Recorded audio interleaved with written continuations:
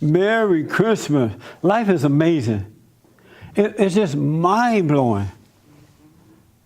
It's mind-blowing what can happen in life.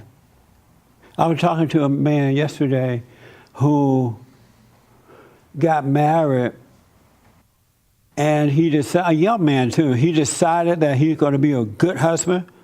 He wasn't going to cheat on his wife. He's going to work hard. He's going to take care of his family. He committed to that. Got into the prayer and just decided, I'm going to do the right thing. And life was just working very well. Then he found out his wife cheated on him. And so now he has to live with a wife who cheated on him. And he's doing it because, they have children, and the wife is really sorry that she did it. Real sorry that she did it. Have you ever done something, Satan blind you for a moment, and he convinced you to do something that is wrong, and then as soon as you do it, he step aside and let you see what you've done, and now you want to kill yourself because it's just horrible, right? Well, she is sorry that she did it. She really is. So I hope that they work it out. Most of the time, cheaters are not sorry that they cheat, but this man's wife is. She's a nice lady. I'm a little surprised she did it. She's a good woman, but so he understands that, and they're working it out. But we were talking about, it's amazing. He never thought that one day down the road, he's going to have to deal with a cheating wife. You don't know what's coming down the road. That's why it's good to deal with these little things that are happening now so that it prepares you for things to come. Absolutely. Yes? There's a comment online. I was asleep my whole life till I heard Jesse. Now everything he says matches with my beliefs. Unfortunately, I'm a coward and come from a family full of miserable cowards. It's not a question, but it's a comment. Yeah, that's a nice comment. But the fact that he recognized he's a coward, he's overcoming it. Or he or she. That's good. Yeah. Most people are cowards. That's why we're losing families. And as a matter of fact, most families are screwed up. Have you noticed that?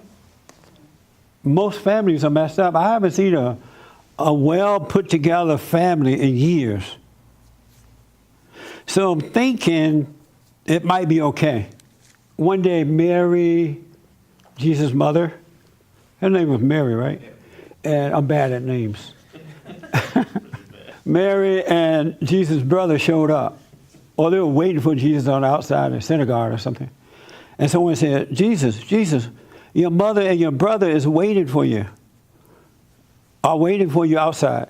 He said, my mother and my brother are those who hears God's word and absolutely keep his word.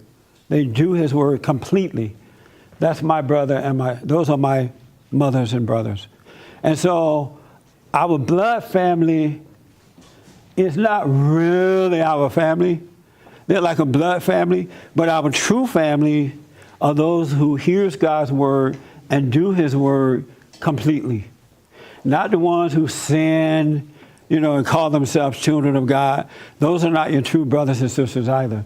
Those who are keeping the word, they hear the word, and they do the word completely. Not halfway do it, not sometime do it, but completely. Yes? On the gentleman whose wife cheated, he had no sense that she had that in her? I mean, there was nothing that there was nothing there. Really? Yeah. Wow. And they've been together for how long? They have been together about, if I took a guess, I think about 5 years or so. And he never saw any quality in her that would give rise to that possibility. Right. That's really unusual. Because she's just not that kind of woman. Yeah. She's really not that kind of woman. And he know why it happened too. Oh, okay. He understands all that, why she did it. Right. But no, there was no sign.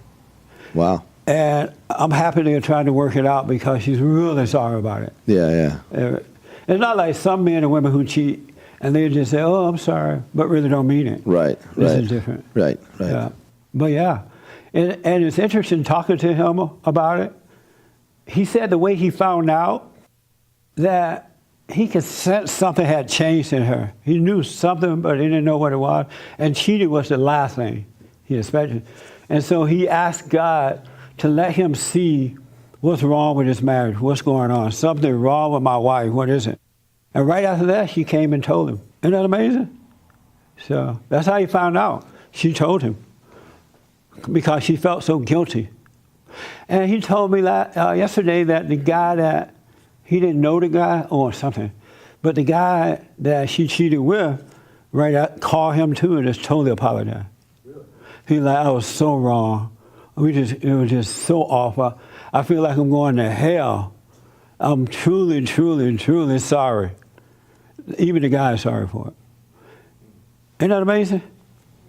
Would you stay with a woman, G, that cheat on you? Nope. Even if she's sorry for it? Yeah. I'm sorry? I don't care. You don't care? I'm out. What? I'm out. I'm out.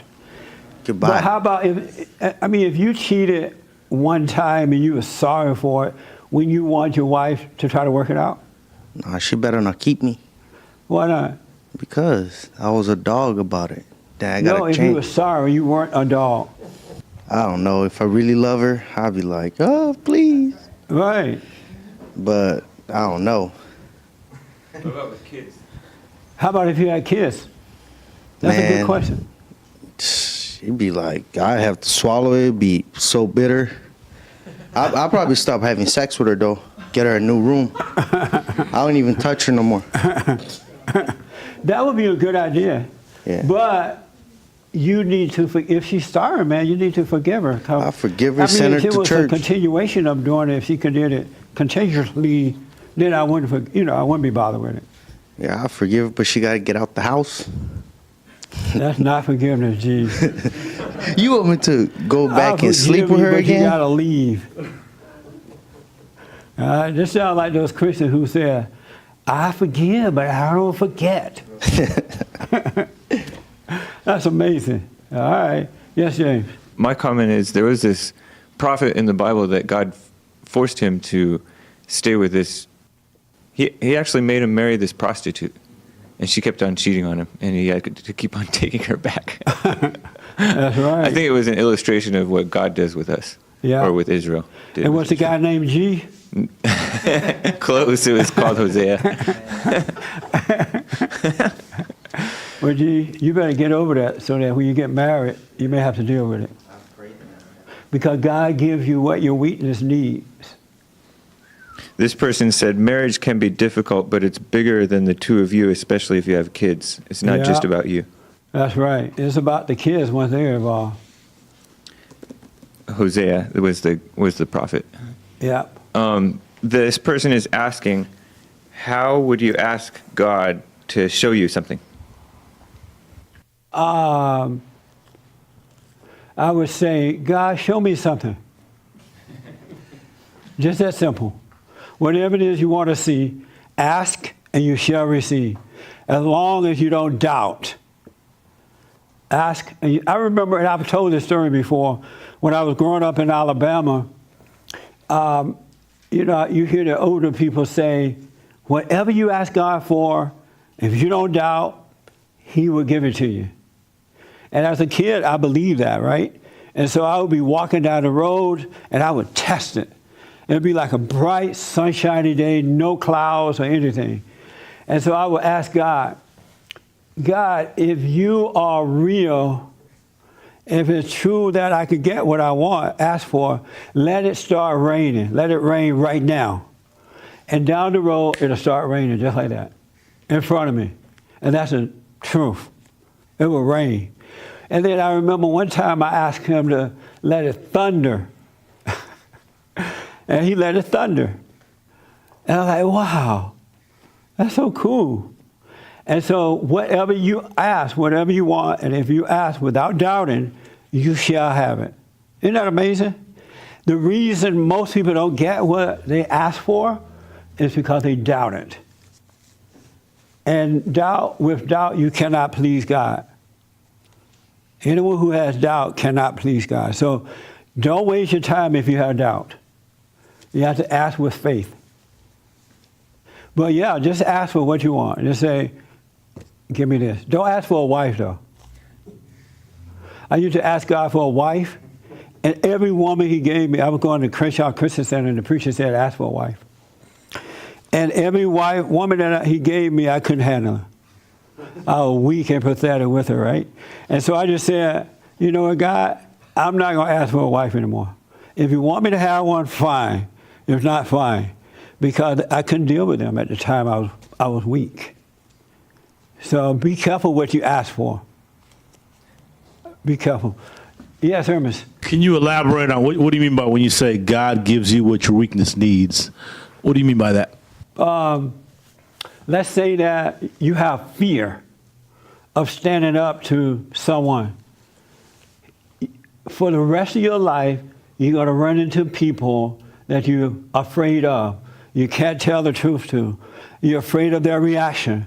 You're afraid of this. You're not going to get around it. You can't go over it. You got to go through it. And so that's what I mean. But once you stand up and deal with it, then you're done with it. The fear is gone, and now you move on to the next weakness. And that's what growing is all about.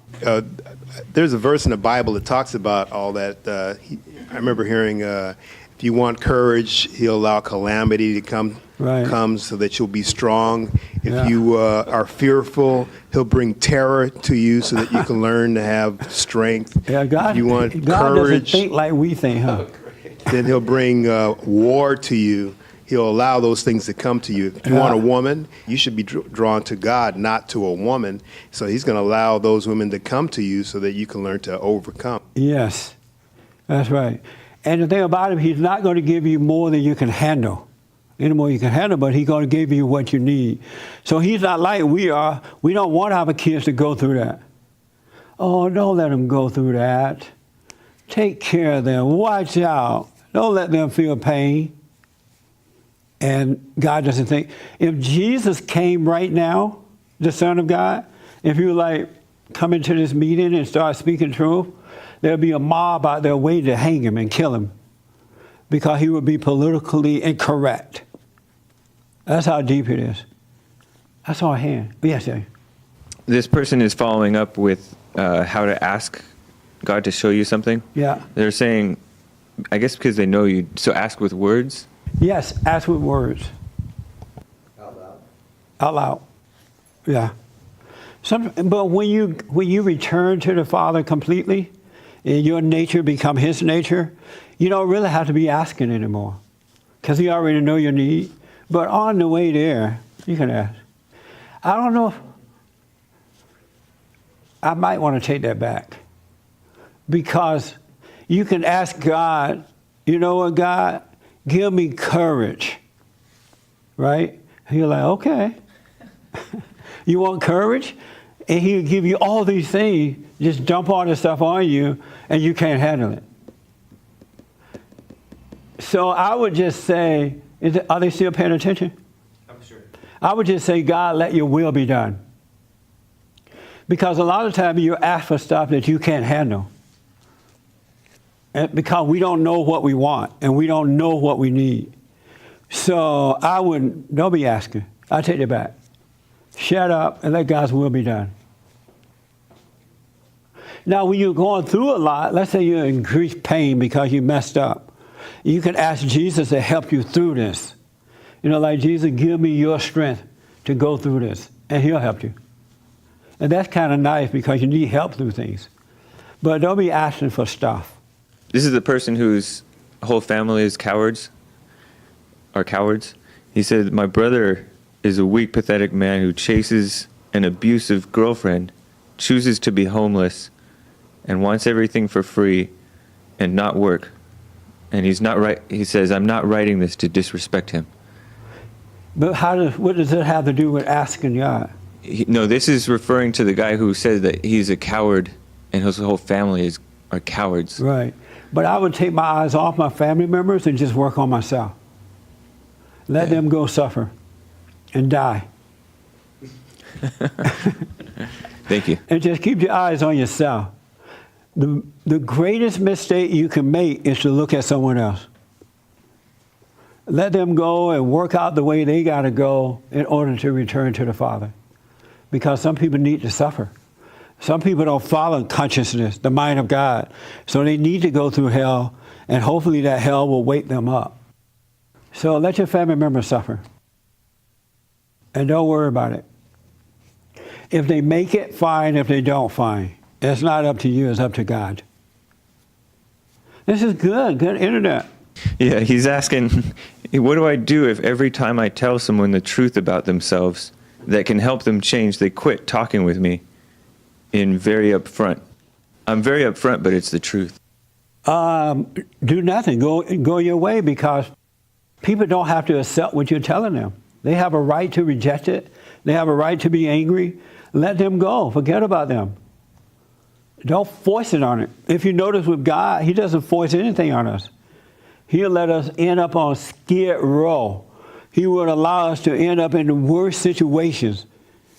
He's not going to force you to love him. He's not going to force you to return to him. He won't stop you, so let your family go as well.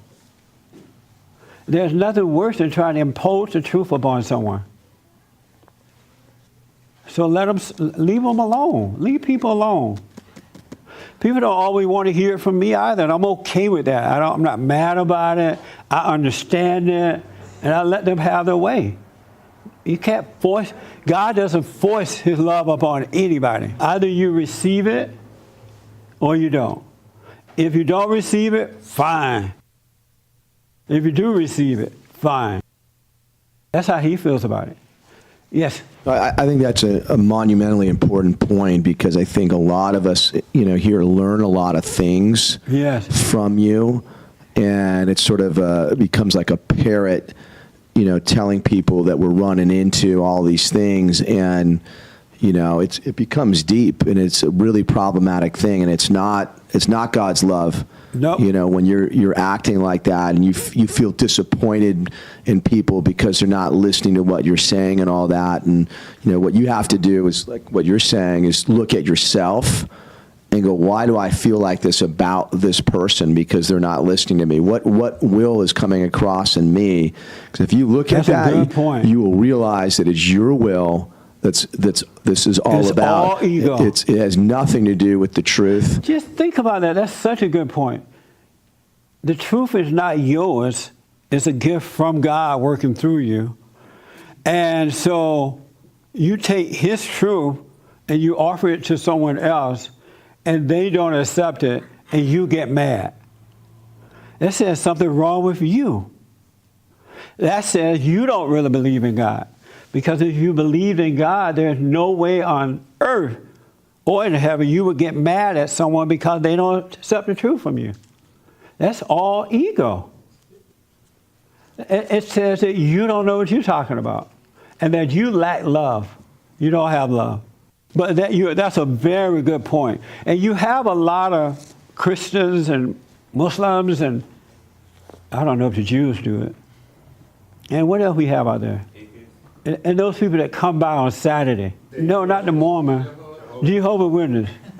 They come by, they just ring the doorbell and wake you up, and then they want to force you to take this stuff they got.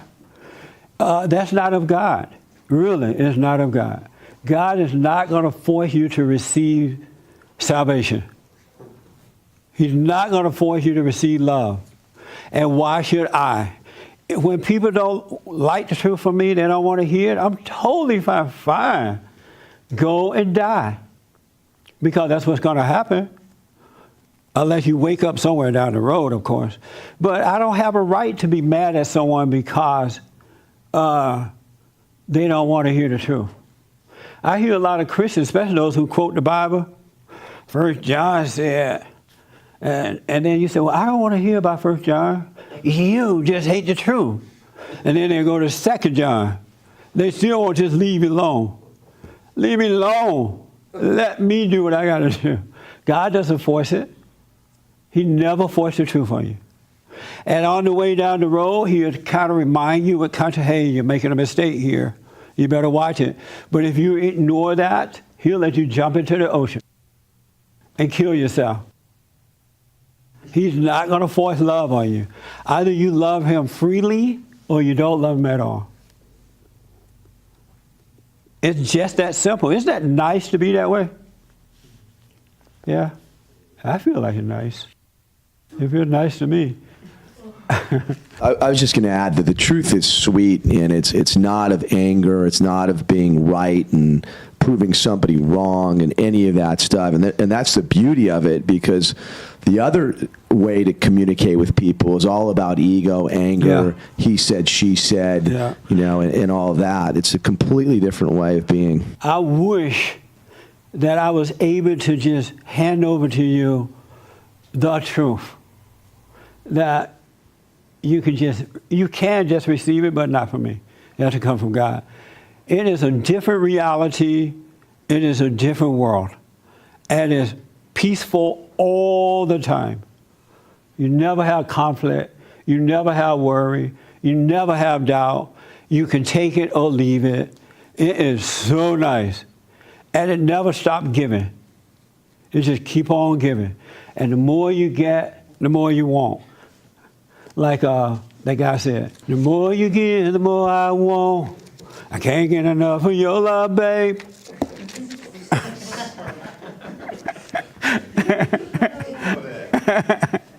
That's a soul brother. In James chapter 1, no, I'm just messing around. But I noticed that Jesus always says, pray for other people, and also pray for your enemies. So even that makes you think that you don't have to keep imposing yourself on another person. That's right. You just pray for them and just call it a day. That's right. And the way you pray for others, it just said, Lord, let your will be done for that person, whatever it might be. You don't want to pray to keep them alive. You don't want to pray for anything, just because you don't know the person's heart. Only God knows the heart. And so when you say, let your will be done, and you wish people well, even if they're your enemy, that is no greater prayer than that. Always wish all people well, even your enemy. You don't have to agree with them, but in your heart, wish them well. Wish them well. Yes, sir. Come on down, Ray. I got a problem with that. Okay. Just wish them God's will be done. I mean, it sounds perfectly logical, but really, what kind of prayer is that? You could do that with everything and not think about anybody at all, and not. I mean, there were specific times that the prophets and Jesus asked for things, and it was given to them. Right. They just didn't say, let their will be, let your will be done with this blind man, or whatever it was they were doing. And but that's when you're going to heal someone. That's a different thing. When you're going to, if you're going to heal a sick person, you're going to rebuke the devil to lead this person. You're going there for a specific job. But if you're praying for someone and you don't know their condition and you don't know what's going on, then you ask God to let his will be done. Because if you pray for that person and God answers that prayer, that person can end up killing you. Yeah.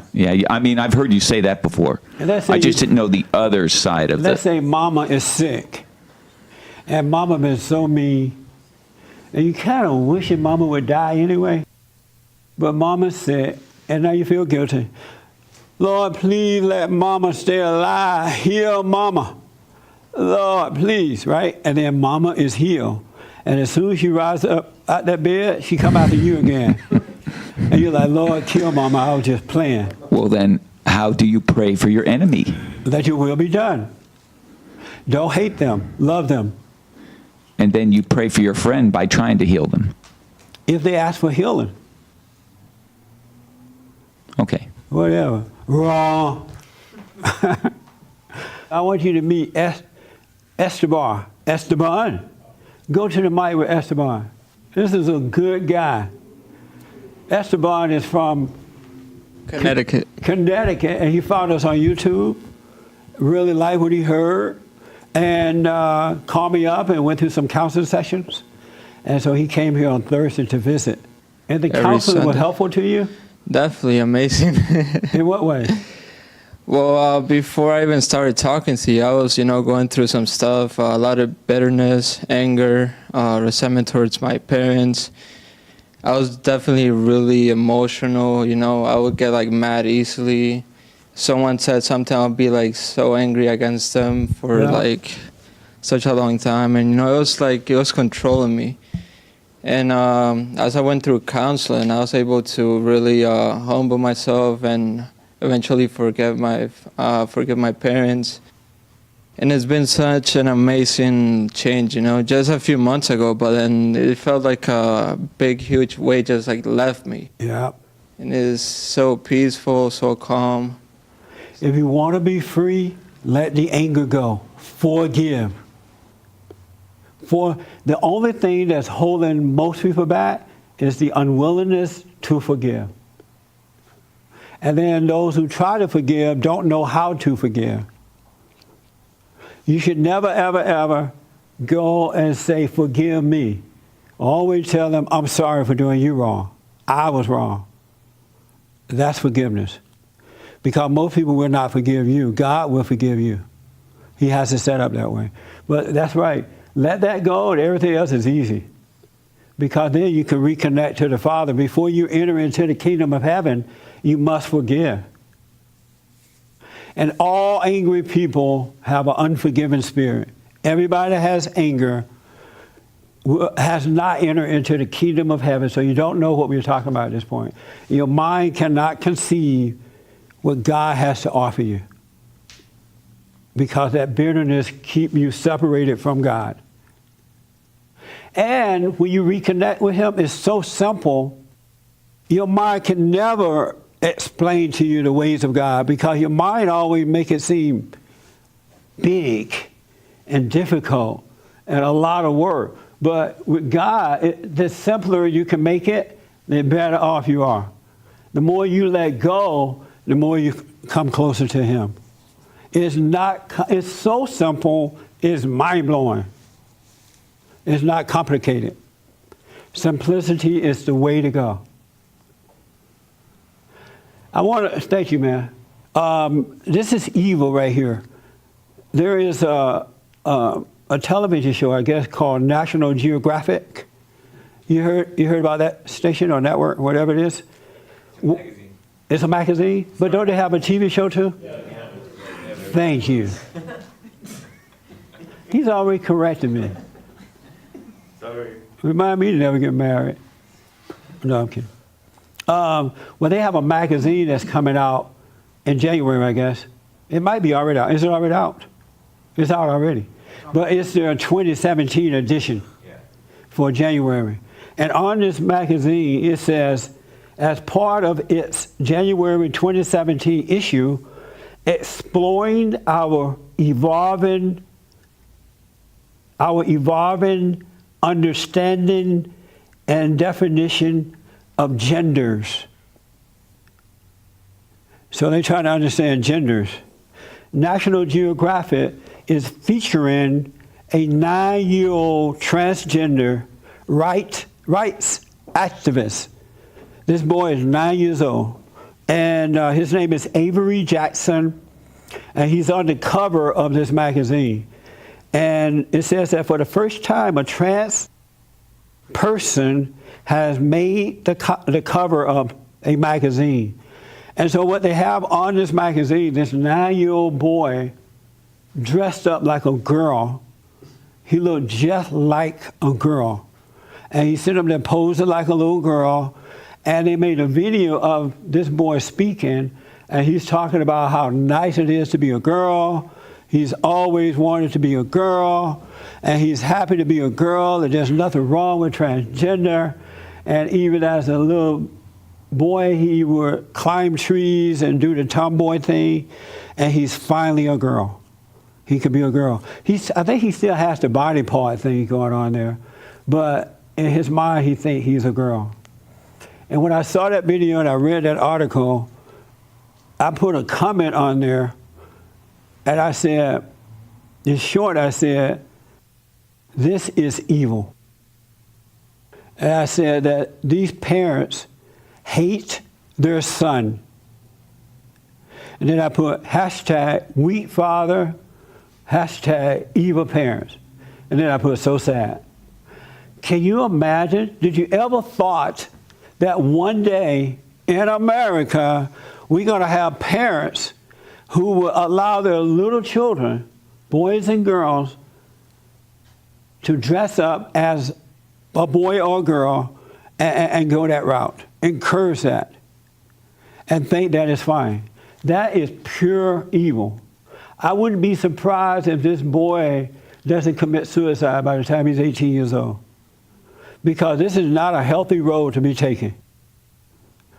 So many transgenders are committing suicide, just as the homosexuals are, and they have had the surgery, and after they have it, they regret it, and now they want to kill themselves. I believe in Europe, they stopped doing it. There's somewhere in Europe. Is that right, James?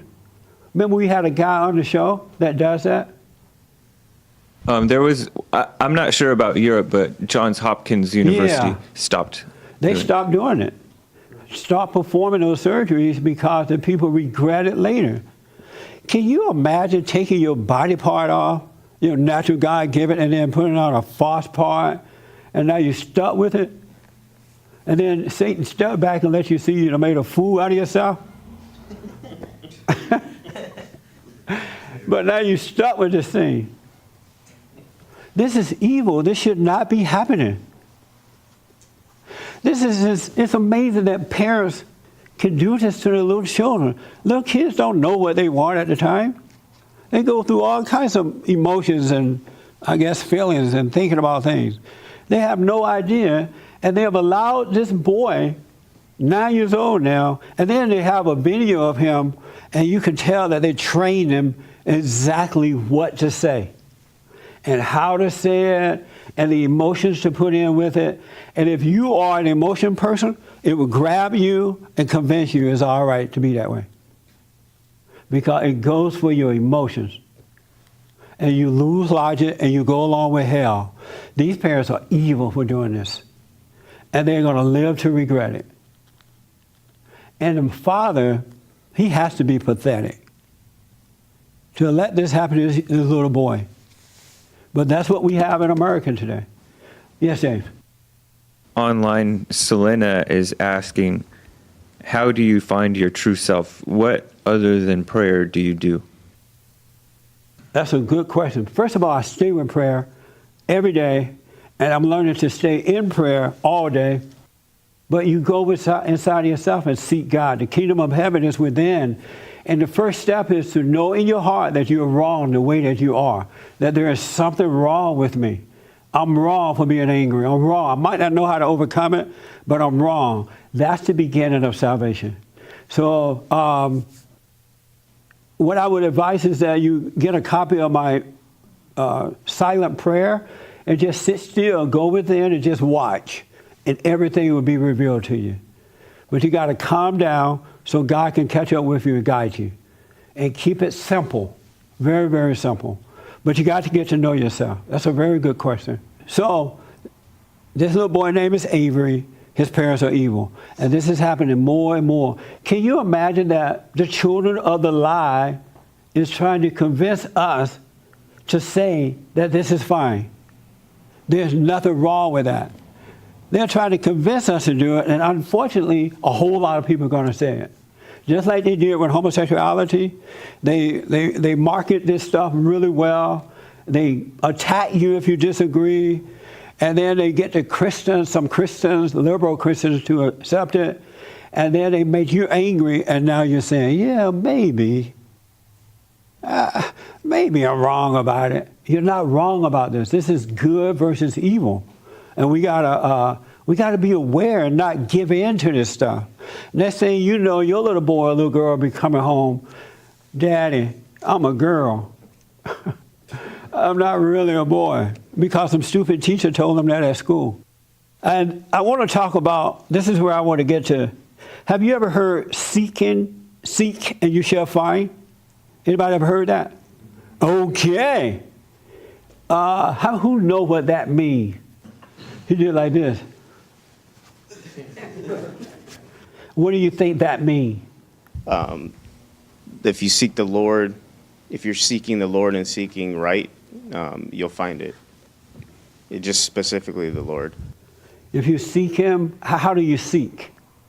Just prayer and just asking the Lord, I'm asking for his guidance and all that. Have you found him? Yeah. You sure? Yeah. Like, yeah. You have found, how do you know? Because like all my emotions are out, and then it just complete logic and everything just makes sense. And you don't have an emotion about it. It's just, it is what it is. Okay. Anybody over here seek God? Oh, you know what it means to seek the Father? No? Y'all scared to answer, huh? Marky, you said yes because you were doing this. Man, time is going. I had an idea, but You have an idea? yeah, I was just thinking. You're not sure? No, I'm really not. Well, then you can't tell us. Well, Take that mic away from that man. How about the lady in the pink? Do you seek God? I seek him in prayer. Like how? I pray with my inner feelings. Okay. Oh, okay. I pray. That's how I seek him. Okay. Marcus and Sheila took me to a restaurant for lunch this week. Well, last week now, right? Because Sunday is the beginning of a new week. And I talked about it on the radio show. And it was a black restaurant, owned by blacks. And it was so nice. It was so nice that I gave them free advertisement when I got back to the show. And it was called Harold and Bell. It's nice and clean and sophisticated. They got a nice bar for those who drink. And so you can eat dinner in there and drink and watch the TV. And they look like they added to it, like an extra room to it. It is so nice. And what really got my attention is that the waiters and the waitresses didn't have an attitude. And they were black.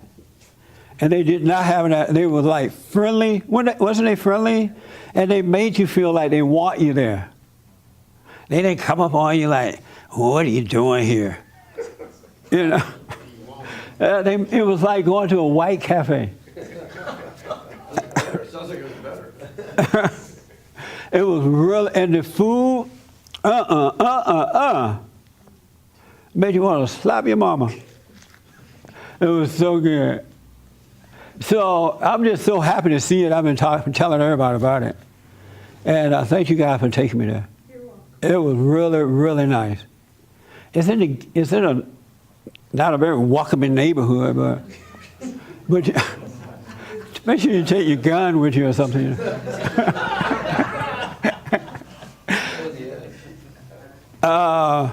But you can do valet parking right at the door. That way you don't have to worry about it. Isn't that right, Marcus?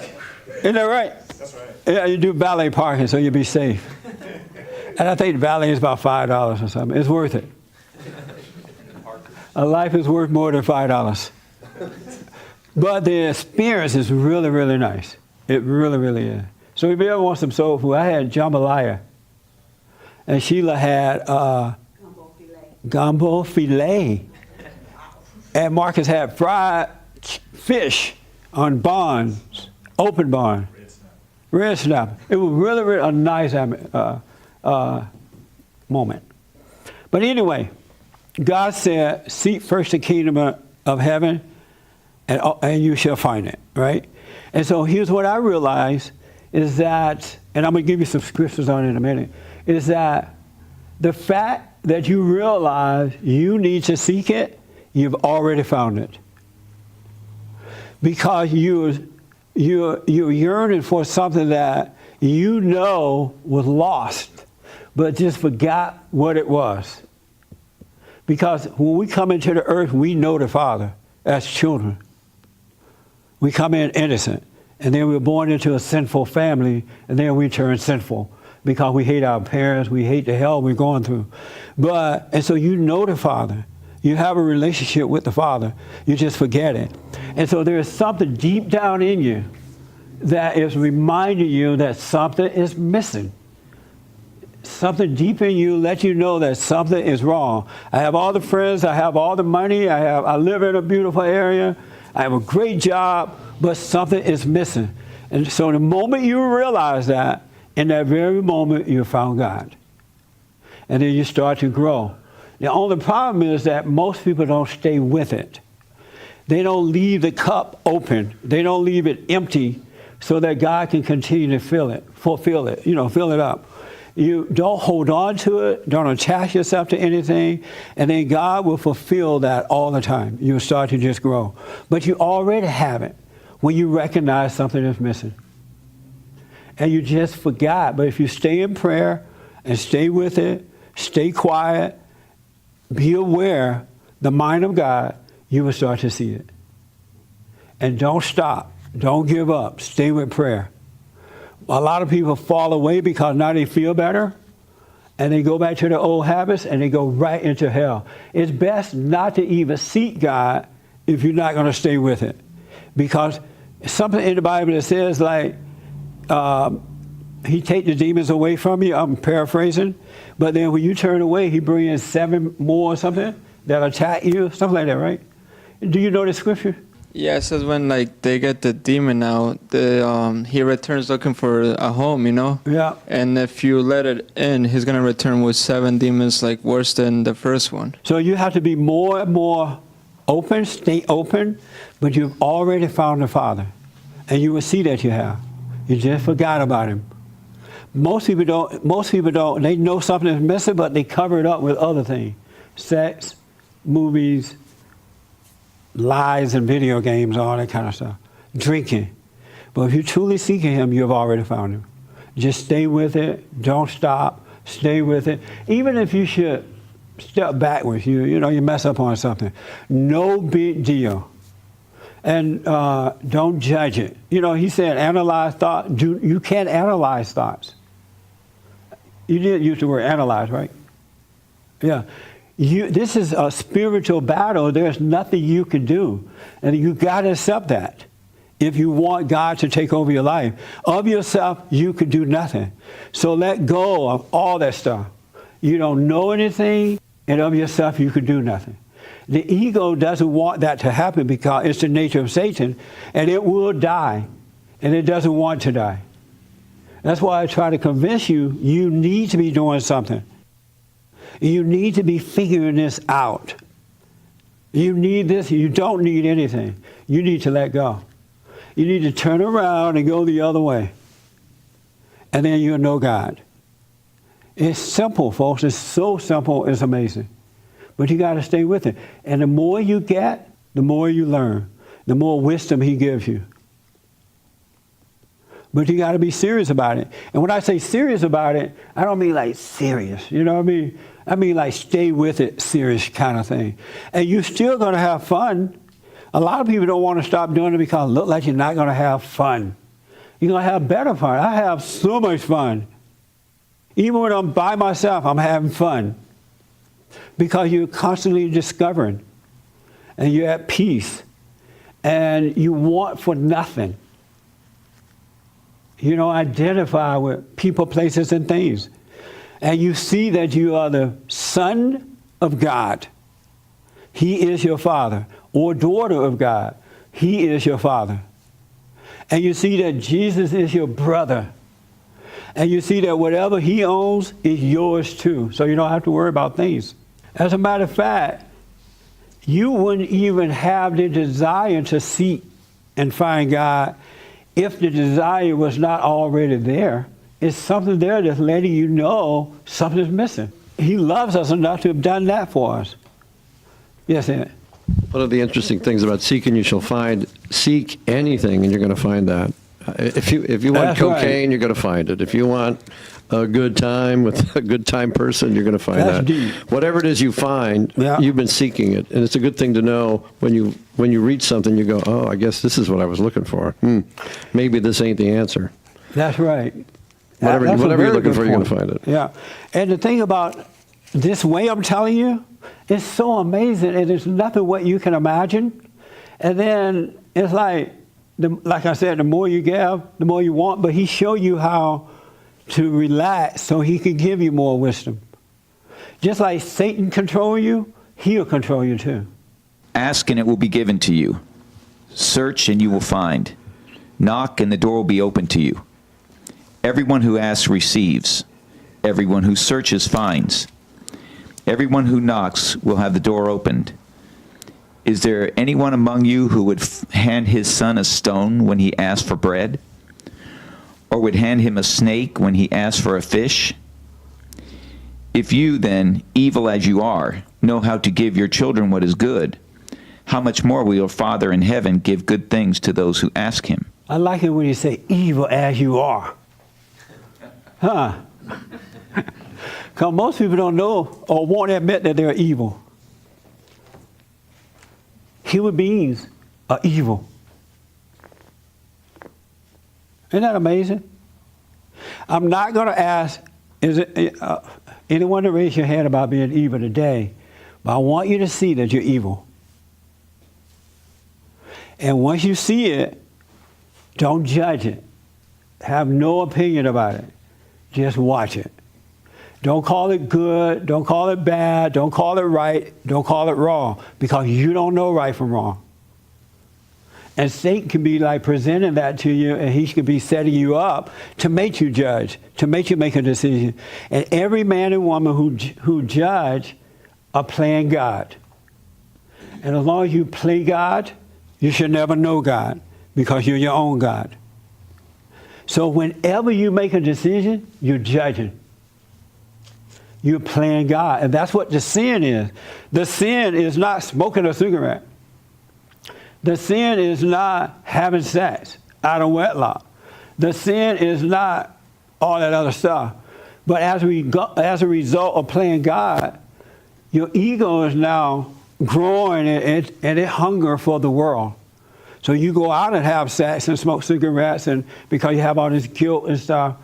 But if you didn't judge, then the ego could not grow and you will have self-control. So you wouldn't need to smoke. You wouldn't need to do the alcohol. You wouldn't need the sex. You can wait until marriage. But every time you make a decision, you set yourself up. And Satan will make you make a decision.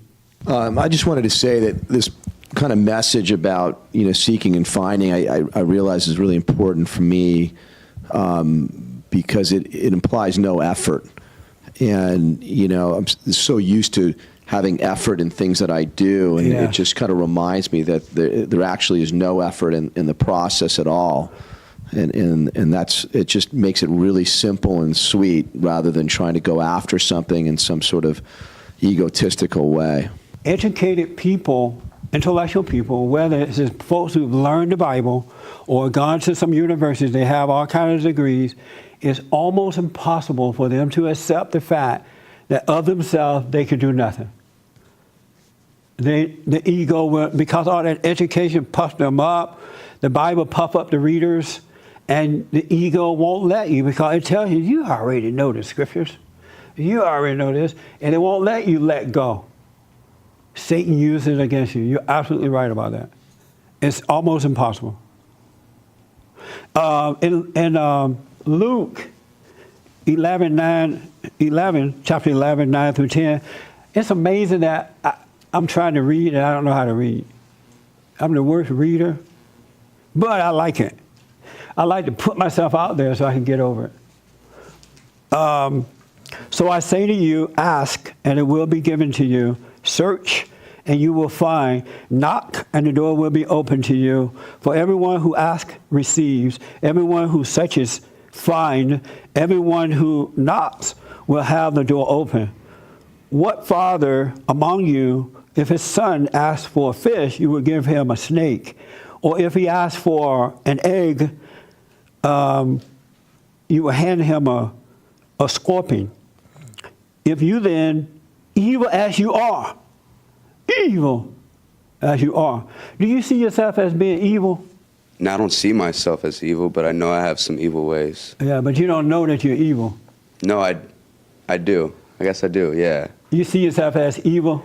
I don't see myself as evil, but I know I have some evil ways that I need to overcome. Why don't you see yourself as evil? You probably think you're so nice, huh? No. So you see some evil ways, but you don't see that your heart is evil. I guess I don't see that my heart's evil. I don't feel that my heart's evil. It feels like it's good? Yeah, it feels like it's good. Oh, I understand the setup. Am I being set up by the devil right now? Yeah.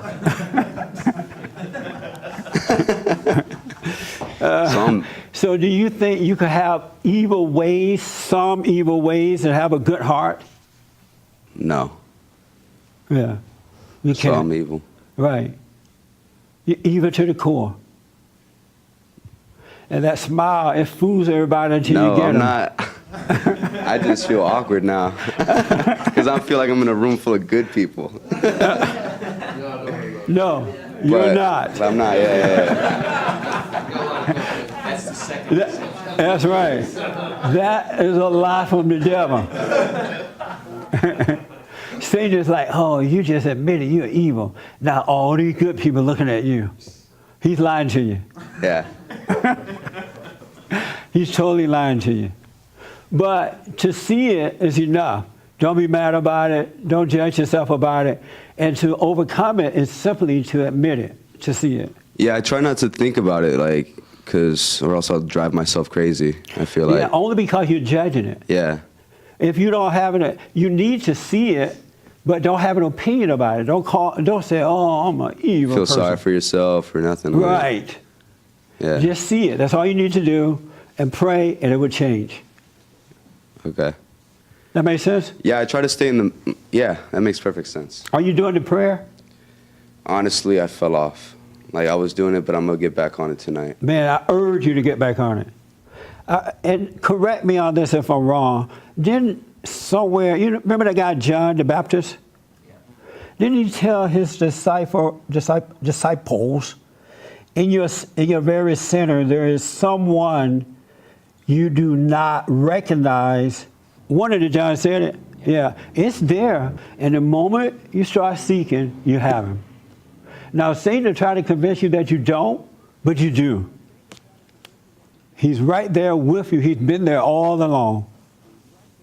He's been with you all along, but you've been up here in your head. You've been out in the world, and you have not recognized. All right. Oh, did I finish reading this? If you then, evil as you are, know how to give your children what is good, how much more will the Heavenly Father give the Holy Spirit to those who ask him? You got to ask and don't doubt. All right?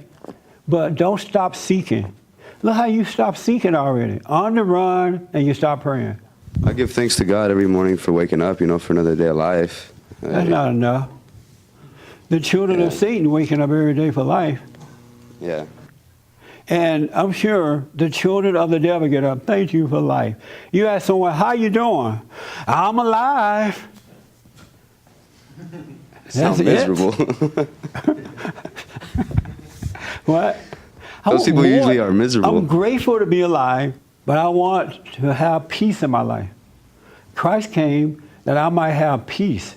I don't want to just be alive and suffering, making all kind of stupid mistakes, getting involved in all kind of situations. It's, don't you want more than that? How you doing? I got cancer. My son went to jail today. My daughter got pregnant by an old no good man. But I'm alive.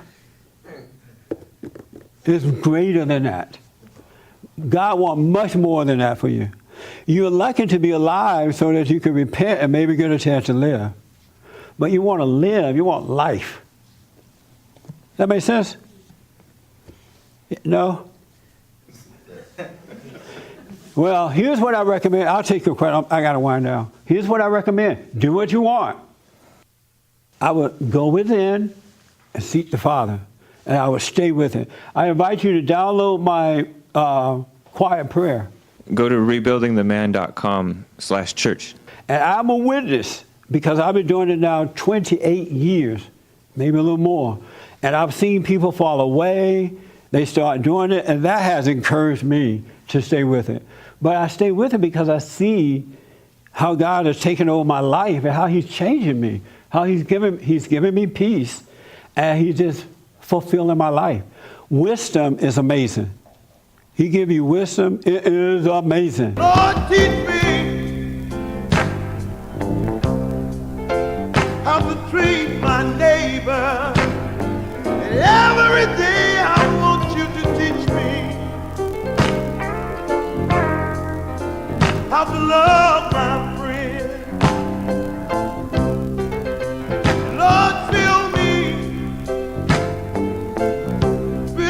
with your Holy Spirit. Completely. Not halfway do it, not sometime do it, but completely. Yes. On the gentleman whose wife cheated, he had no sense that she had that in her. I mean, there was nothing that he There was could. nothing there. Really? Yeah. Wow. And they've been together for how long? They have been together about, if I took a guess, I think about 5 years or so. And he never saw any quality in her No. that would give rise to that possibility. Right. That's really Because unusual. she's just not that kind of woman. Yeah. She's really not that kind of woman. And he know why it happened too. You know. Okay. He understand all that, why she did it. Right. But no, there was no sign. Wow. And I'm happy they're trying to work it out because she's really sorry about it. Yeah, yeah. It's not like some men and women who cheat and they just say, "Oh, I'm sorry," but really don't mean it. Right, This right. is different. Right, right. Yeah. But yeah, and it's interesting talking to him about it. He said the way he found out that he could sense something had changed in her. He knew something, but he didn't know what it was. And cheating was the last thing he expected. And so he asked God to let him see what's wrong with his marriage, what's going on. Something wrong with my wife, what is it? And right after that, she came and told him. Isn't that amazing? So that's how he found out. She told him because she felt so guilty. And he told me yesterday that the guy that, he didn't know the guy or something, but the guy that she cheated with, called him too and just totally apologized. Really? He's like, I was so wrong. It was just so awful. I feel like I'm going to hell. I'm truly, truly, truly sorry. Even the guy is sorry for it. Isn't that amazing? Would you stay with a woman, G, that cheat on you? No. Even if she's sorry for it? Yeah.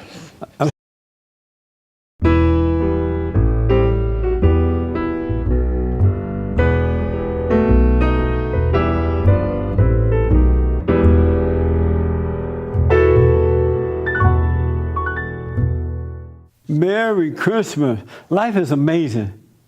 It's just mind-blowing. It's mind-blowing what can happen in life. I was talking to a man yesterday who got married, and he decided, a young man too, he decided that he's going to be a good husband. He wasn't going to cheat on his wife. He's going to work hard. He's going to take care of his family. He committed to that. Got into the prayer and just decided, I'm going to do the right thing. And life was just working very well. Then he found out his wife cheated on him. And so now he has to live with a wife who cheated on him. And he's doing it because, they have children, and the wife is really sorry that she did it. Real sorry that she did it. Have you ever done something, Satan blind you for a moment, and he convinced you to do something that is wrong, and then as soon as you do it, he step aside and let you see what you've done, and now you want to kill yourself because it's just horrible, right? Well, she is sorry that she did it. She really is. So I hope that they work it out. Most of the time, cheaters are not sorry that they cheat, but this man's wife is. She's a nice lady. I'm a little surprised she did it. She was a good woman, but so he understands that, and they're working it out. But we were talking about, it's amazing. He never thought that one day down the road, he's going to have to deal with a cheating wife. You don't know what's coming down the road. That's why it's good to deal with these little things that are happening now. Sorry? I don't care. You don't care? I'm out. What? I'm out. I'm out. Goodbye. But how about if you cheated one time and you were sorry for it, when you want your wife to try to work it out? Nah, she better not keep me. Why not? Because I was a dog about it. Then I gotta No, if change. you were sorry, you weren't a dog.